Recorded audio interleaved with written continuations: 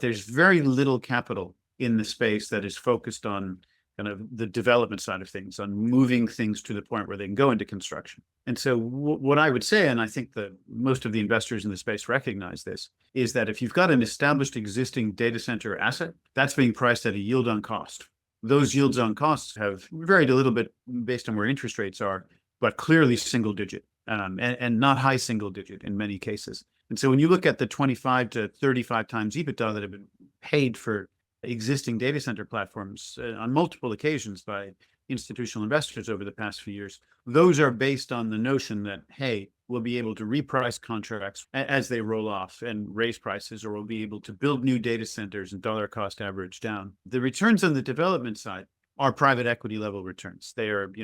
30% plus returns through that part of the life cycle. And so you can either decide when you get to the end of the development to sell that project to somebody that will then take it into construction, and you make multiples of your capital, many multiples, not 1x or 2x, you're making